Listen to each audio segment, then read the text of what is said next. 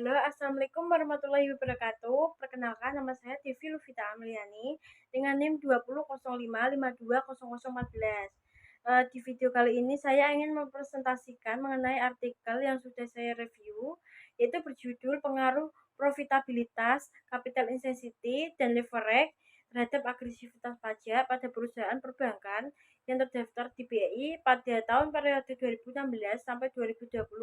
Nah, di video ini juga guna untuk memenuhi tugas ujian akhir semester, yaitu mata kuliah komputer dan presentasi yang diampu oleh dosen Bu Ajeng Aquina. Selanjutnya di slide kedua ini ada latar belakang Undang-Undang Nomor 16 Tahun 2009 itu menjelaskan bahwa pajak itu merupakan kewajiban bagi warga negara yang harus dibayarkan oleh orang pribadi atau mau badan. Pajak itu bersifat secara memaksa, tidak bisa diganggu gugat ya, tidak bisa semena-mena. Agresivitas pajak sendiri itu merupakan tindakan manipulasi atau mengurangi penghasilan kena pajak yang melalui perencanaan pajak atau disebut juga dengan penghindaran pajak.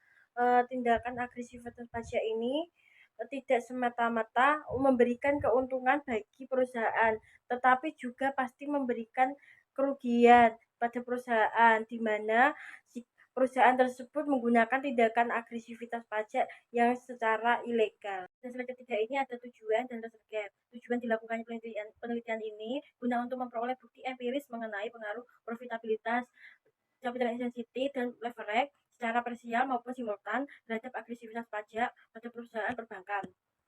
Yang kedua ada research gap dari beberapa jurnal yang telah dikumpulkan.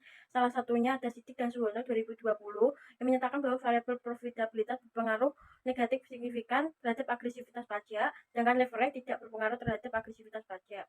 Yang kedua ada Cahadi et al. 2020 yang menyatakan bahwa variabel likuiditas, intensitas modal, dan ukuran perusahaan tidak mempunyai pengaruh signifikan terhadap agresivitas pajak, sedangkan variabel leverage mempunyai pengaruh positif terhadap agresivitas pajak.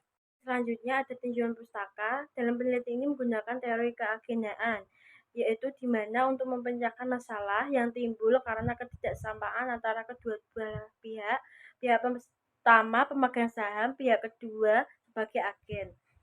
Biasanya konflik yang muncul dari teori agensi ini antara prinsipal dan agen, di mana manajemen tidak bertindak sebagai pemegang saham dan tidak melaporkan keadaan perusahaannya, yaitu guna untuk menutupi kelemahan untuk kepentingannya sendiri. Selanjutnya ada metode penelitian, yaitu ada jenis penelitian, sifat penelitian, pengolahan data, dan metode pengumpulan. Yang pertama, jenis penelitian. Jenis penelitian ini menggunakan kuantitatif yang menggunakan data sekunder yang terdapat di BEI periode 2016 sampai 2020. Sifat penelitian ini menggunakan descriptive analysis. Yang ketiga, pengolahan data.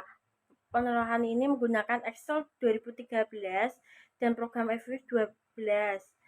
Yang keempat, metode pengumpulan, yaitu menggunakan processing sampling non-probability, yaitu ada 5 tipe. Yang pertama, perusahaan perbankan terdaftar secara konsisten di BI pada tahun 2016 sampai 2020.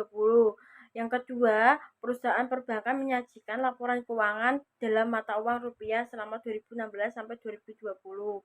Yang ketiga, perusahaan perbankan memiliki tahun buku yang berakhir 31 Desember selama periode tahun 2016 sampai 2020. Yang keempat, perusahaan perbankan yang tidak berada pada titik impas atau negatif income selama tahun 2016 sampai 2020. Yang kelima, perusahaan perbankan memiliki nilai ETR kurang dari 0 atau lebih dari 1. Selanjutnya ada hasil penelitian, yaitu ada 3. Yang pertama pada variabel profitabilitas, yaitu menggunakan ROA, yaitu menghasilkan nilai koefisien min 2,557052 dengan nilai profitabilitas 0,0038, di mana nilai profitabilitas ini lebih kecil daripada 0,5.